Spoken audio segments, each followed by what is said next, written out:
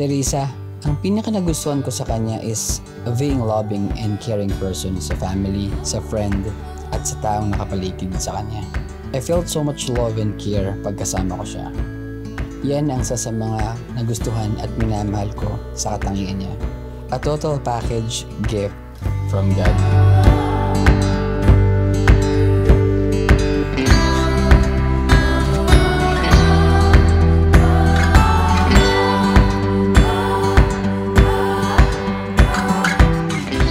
Pinaka nagustuhan ko kay Japet, siguro yung pagiging hands-on partner niya.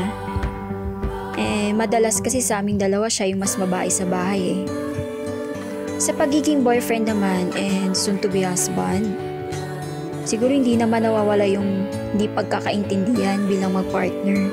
Pero isa sa nagustuhan ko din sa kanya ay yung sobrang haba ng pasensya niya.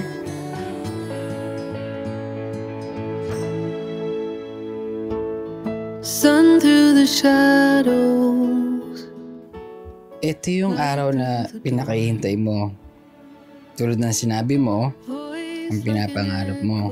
Tayo pinagtagpo, muntik nang maghiwalay, madalas nag-aaway, palaging nagdidiskusyonan sa buhay, ngunit sa bandang huli, tayo ay itinadhana.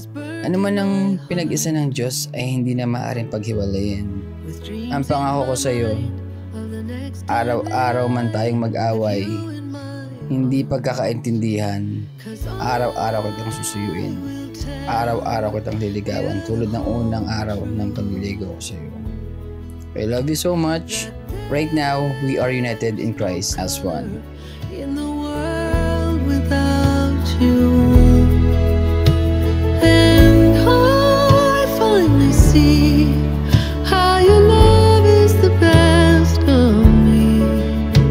Yeah, there's so much I want you to know. Guess I'll wait till you're home.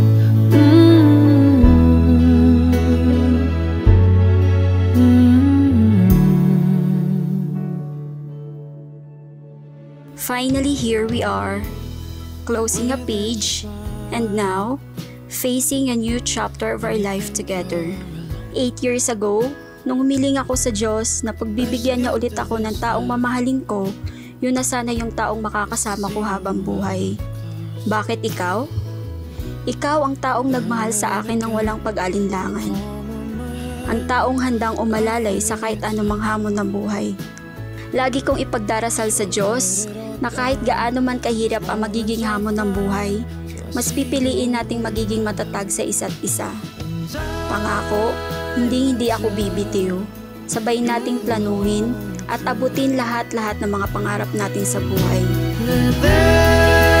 There's no color in the world without you, and I finally see how your love is the best to me. Yeah, there's so much I want you to know. Yeah, there's so much I want you to know. Naniniwala ako sa pangako ni Lord sa buhay natin at magiging buhay natin. Maging sa buhay ng bawat isa dito.